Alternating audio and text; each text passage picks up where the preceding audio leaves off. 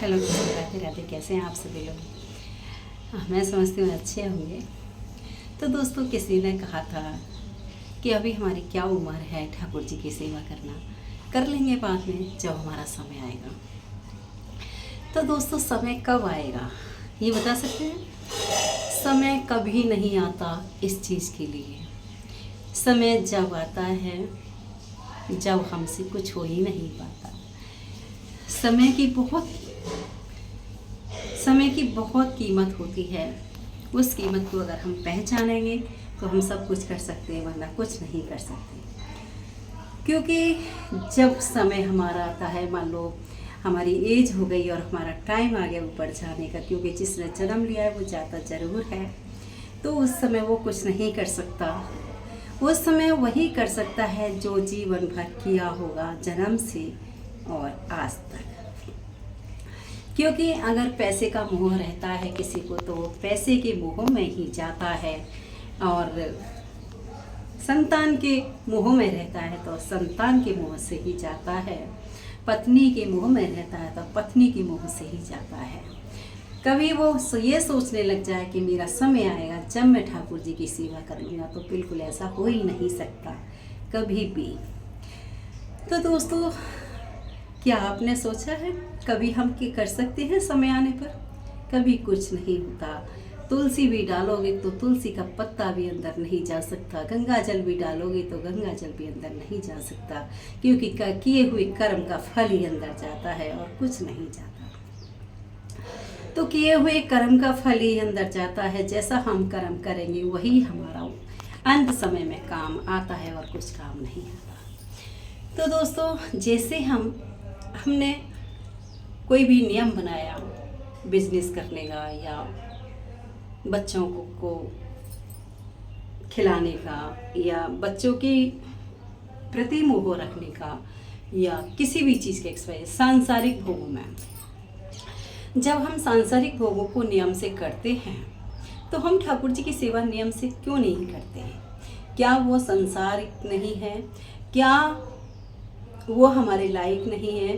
क्या वो हमारी ज़रूरत नहीं है? जब हम सांसारिक में रहकर सांसारिक कार्य को कर सकते हैं, तो हमें अपने लिए, क्योंकि हम सांसारिक में रहकर सांसारिक कार्य हम दूसरों के लिए करते हैं, और हमारे जो अपने लिए कार्य है वो है प्रभु की सेवा, उसका ध्यान, उसमें लगन। जिस प्रकार से हम अपने पुत्र की सेवा करते हैं, हम पुत्र को प्यार करते हैं, हम पुत्र का ध्यान रखते हैं, इसी प्रकार से हमें भगवान का ध्यान रखना होगा, भगवान की सेवा करनी होगी, और हमें उसका पालन करना होगा। क्योंकि एक कहावत है कि दो यार थे, जैसे दो भाई हो गए या दो दोस्त हो गए। तो एक लड़का था जो कि वो डेली शिव जी पर खड़े होकर के घंटा बजाता था, और एक ये कहता, अरे यार तू क्या करता है, तू चल, हमें कुछ नहीं करना, क्या रोज़ रोज़ घंटा बजाना। लेकिन वो नहीं मानता था। वो नित्य प्रतिदिन घंटा जरूर बजाता था, चाहे कुछ भी हो जाए, चाहे आंधी आ जाए, चाहे बारिश आ जाए, चाहे कुछ भी हो जाए, लेकिन उसको अपना नियम से घंटा जरूर बजाना, क्योंकि वो शैतानी करता था। भोले जी पे चढ़ना था उसको, और भोले जी के ऊपर चढ़ के उसको घंटा बजाना था। एक दिन आंधी और बारिश आती है, बहुत तेज आती है, लेकिन फिर भी वो घंटा बजाने के लिए जाने के लिए कहता है, और उसका दोस्त मना कर देता है, अरे यार आज नहीं जा रहे, आज बहुत आंधी बारिश आ रही है, और तुझे क्या घंटा चलाने की मची है? तुझे क्या घंटा बजाने की मची है ऐसी हालत में जो कितना पानी आ रहा है और कितनी आंधी आ रही है? नहीं यार, मैं तो जाऊंगा, बिल्कुल नहीं मान सकता। तो दोस्त तो नहीं गया, लेकिन वो घंटा बजाने जरूर गया। शिव जी के ऊपर चढ़ के उसने घंटा जैसे ही बजाया, वैसे ही भोलेनाथ खन खन की आवाज के साथ प्रकट होते हैं और कहते हैं, हे भक्त, मैं प्रसन्न हुआ तेरी सेवा से, जो ऐसी प्रलय जैसी बारिश हो रही है और आंधी आ रही हो, उसमें भी तूने मेरा घंटा बजाना बंद नहीं करा। क्योंकि वो भोले जी की शिवलिंग पर खड़े होकर के घंटा बजाता था। फिर भी भगवान ने दर्शन दिए और खुश हुए। तो दोस्तों ऐसा ही है ये भगवान, ऐसा ही है ये प्रभु कि तुम कैसे भी कर लो लेकिन उसको प्यार कर लो, अपना नियम ठान लो, क्योंकि उसके मन में लगन थी कि मैं भोले जी का घंटा जरूर बजाऊंगा चाहे कुछ भी हो जाए। उसने कुछ भी नहीं देखा, अपना मरना जीना नहीं देखा, उसने आंधी बारिश नहीं देखी, लेकिन उसने अपना घंटा जरूर बजाया, चाहे उसे शिव जी के ऊपर ही चढ़ के क्यों नहीं बजाता।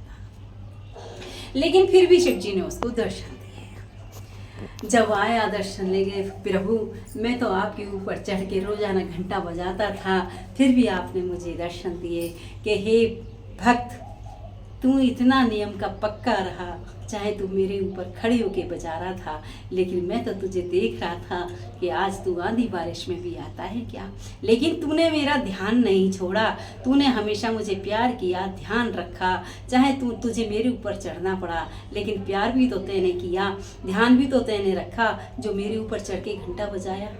ऐसी आंधी बारिश में भी आया और तूने अपना मरना जीना कुछ नहीं देखा। तो ऐसे भगवान हैं, जैसे हम अपने पुत्र की रक्षा करते हैं, उसकी सेवा करते हैं, उसका पालन पोषण करते हैं, उसका हम ध्यान रखते हैं, ऐसे ही हमें अपने भगवान का पालन पोषण करना होगा, उससे प्यार करना, उसका ध्यान रखना होगा। आप ये बताइए कि आप बच्चे को पालते हो, क्या भूखा सुला सकते हैं? नहीं। क्या उसको बिना नहलाए रहने देंगे? नहीं। क्या वो स्कूल जाता है और स्कूल में बारिश आ जाती है, क्या उसको वहीं खड़ा रहने देंगे? नहीं, क्योंकि उसको भी लेने जाएंगे, आप खुद सेवा करेंगे, उसकी खुद लेकर आएंगे। तो ऐसे ही हमारे भगवान हैं, क्यों ना आप ध्यान देते हैं उनको, क्यों उनकी लगन नहीं लगाते? तुम बुढ़ापे में कैसे कर सकते हो इस काम को? नहीं कर सकते। जैसे तुम अपने बच्चे की आराधना करते हैं, ऐसे ही अपने गोविंद की आराधना अपने लिए करो। बच्चे की आराधना तुम दूसरे के लिए कर रहे हो, वो अपने लिए नहीं कर रहे, और अपनी ठाकुर जी की आराधना अपने लिए करोगे, जो अंत समय में काम आएगा उसको कीजिए। बच्चे का पालन कर रहे हैं तो भी राधे राधे का रटन कीजिए, उसको स्कूल छोड़ने जा रहे हैं तो भी राधे राधे का रटन कीजिए, चाहे आप खाना खा रहे हैं तो भी राधे का रटन कीजिए, लेकिन राधे नाम को मत छोड़िए। सांसारिक कर्तव्य जरूर निभाइए, लेकिन प्रभु को मत छोड़िए, क्योंकि तुम दुनिया के लिए कर रहे हो, लेकिन अपने लिए भी तो कुछ कर लो, क्योंकि अपने लिए भी तो जीना है। ये मनुष्य जीवन अपने लिए मिला है, ना कि दूसरों के लिए, क्योंकि अपने लिए तो भगवान की भक्ति है और कुछ नहीं है। जिस समय तुम भगवान की भक्ति में लग जाओगे तो कुछ बुरा नहीं कर पाओगे किसी का भी, क्योंकि भगवान का तो आचरण ही ऐसा है, जो भगवान से प्यार करने लग जाता है वो इतना शील स्वभाव का हो जाता है कि ना तो वो किसी के साथ गलत करता है, ना गलत बोलता है, सिर्फ ठाकुर जी के ध्यान में मग्न रहता है। कौन क्या कह रहा है उसकी बातों में ध्यान ही नहीं देता, उसे तो बस प्रभु ही प्रभु दिखाई देता है और कुछ दिखाई नहीं देता। वो सांसारिक काम जरूर करता है, लेकिन नृत्य प्रतिदिन ध्यान उसका हमेशा ठाकुर जी के चरणों में रहता है। तो दोस्तों ऐसा हम क्यों नहीं करते? ये साक्षात है, बिल्कुल कहीं गलत नहीं है। जब आप भगवान को मन से पुकारोगे तो ठाकुर जी साक्षात आपके सामने आकर के खड़े हो जाएंगे। ऐसा हो ही नहीं सकता कि आ नहीं सकते। करके देखिए कुछ, राधे राधे का रटन करेंगे। कहते हैं कि हम अंत समय पे, अभी हमारी क्या उम्र है, हम अंत समय पे हम आएगा, हमारी बहुत उम्र पड़ी है, ठाकुर जी का नाम हम जब ले लेंगे। जैसे हम अपने बच्चे को सींच के बड़ा करते हैं, जब वो हमारे काम आता है, बच्चा पैदा करते हैं, पहले पेट में रखते हैं, फिर जन्म देते हैं, फिर उसको धीरे धीरे सींच के पढ़ाना लिखाना बड़ा करते हैं, फिर शादी विवाह करते, तब वो हमारे काम आता है, अगर आ जाए तो।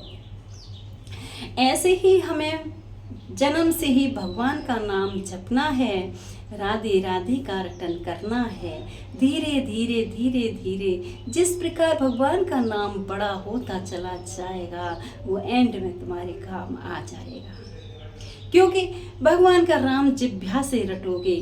जिस दिन अंतरात्मा की रटने लग जाती हैं तो अंत समय पे आप जिह्वा नहीं खोल पाते, लेकिन अंतरात्मा जो होती हैं वो राधे राधे का रटन करती रहती हैं, तो वो हमारे साथ जाता है।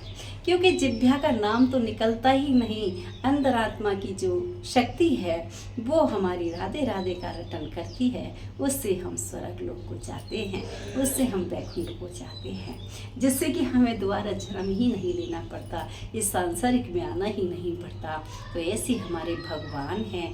क्यों हम, मैंने उदाहरण दिया कि जिस प्रकार हम बच्चे को सींच के बड़ा करते हैं, उसी प्रकार हम भगवान के नाम को भी सींच करके बड़ा करते हैं, इकट्ठा करते हैं। जब वो रट जाता है, याद हो जाता है, तब वो हमारे कंठ में आ करके राधे राधे राधे राधे राधे, सोते बैठते जागते बैठते वो अपने आप रट करता रहता है। यहाँ से नहीं होता, फिर यहाँ से होता है।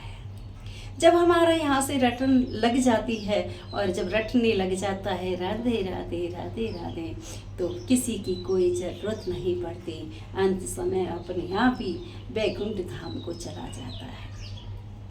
वो तुम्हारे काम आया, ना तुम्हारे पुत्र काम आया, ना स्त्री काम आई, ना बच्चे पैदा काम आए, ना समाज काम आया, ना संसार काम आया। काम आया तो ना पैसा आपके काम आया, काम आया तो एक जो आपने सींच सींच के राधा राधा राधा राधा राधा राधा राधा राधा जो इकट्ठा किया था आपने, वो यहाँ तक आ गया भर के, वो याद आया और वो ही तुम्हारे काम आया।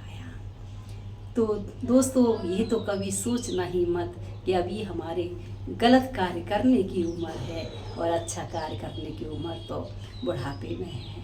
बुढ़ापे में कुछ नहीं कर पाता इंसान, बिल्कुल भी। जो करना है आज ही कर ले, कल करे सो आज कर, कल करे सो आज कर, आज करे सो अब, पल में परलय होएगी बहुरी करेगा कब। क्योंकि इस हमारे जीवन की कुछ नहीं पता, एक सेकंड में कब चला जाए। राधे राधे के रटन से ही हमारी उम्र भी पूरी रह सकती है और हमारी उम्र पूरी होकर के ही हमारे ठाकुर जी के चरणों में जा सकती है। क्योंकि ठाकुर जी के प्यारे तो सभी चाहते हैं कि हम ठाकुर जी से प्यार करें और ठाकुर जी के चरणों में जाएं। तो ठाकुर जी के लिए कुछ करना तो पड़ेगा दोस्तों, ऐसे नहीं हो सकता कि हम बिना करे चले जाएं। तो बस आज से ही इकट्ठा कर लीजिए, राधा राधा राधा राधा का नाम इकट्ठा करिए। 60 साल तक, 80 साल तक, 50 साल तक, वो जब तक इतना इकट्ठा हो जाएगा जो हमारे हृदय में अपने आप ही अंतरात्माएं जो होती हैं राधे राधे का रटन करने लग जाएंगी। फिर वो अंत समय में अंदर ही अंदर बोलेंगी कि राधा राधा राधा राधा राधा। मुंह बंद रहेगा आपकी, नाड़ी भी नहीं चलेगी, लेकिन अंदर राधा राधा, क्योंकि अंतरात्मा में बढ़ चुका है, समा चुका है, एक एक नस में समा चुका है राधा नाम, तन तन में समा चुका है। तो वो राधा ही राधा रटता रहेगा, ऊपर जाते जाते भी वो राधा ही राधा रटेगा। तो गोविंद दौड़ा दौड़ा दौड़ा हुआ आएगा। जैसे सुदामा जी के लिए दौड़े हुए आए, ऐसे ही तुम्हारे लिए दौड़े हुए आएंगे।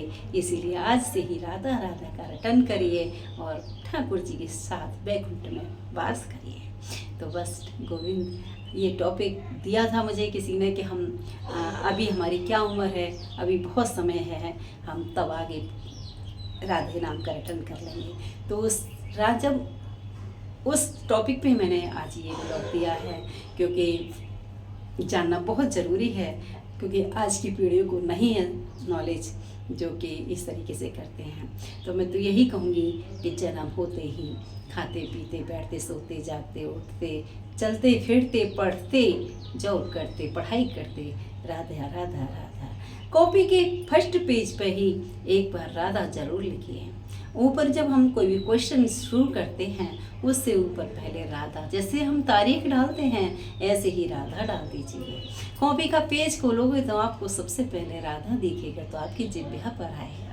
तो ऐसे ही करिए। और मैं कहती हूँ अपनी संस्कृति जरूर सीखिए, वही हमारा जीवन का सार है और कुछ भी नहीं है। तो दोस्तों, ये ब्लॉग कैसा लगा आपको, तो आप कमेंट्स में ज़रूर बताएं। और हमारा ब्लॉग के साथ साथ आप अच्छा लगे तो राधे राधे ज़रूर लिखें। प्लीज़ आपसे हाथ जोड़ के निवेदन है कि कमेंट्स में राधे राधे ज़रूर लिखें और ज़्यादा से ज़्यादा शेयर करें। बाय बाय आप सभी को।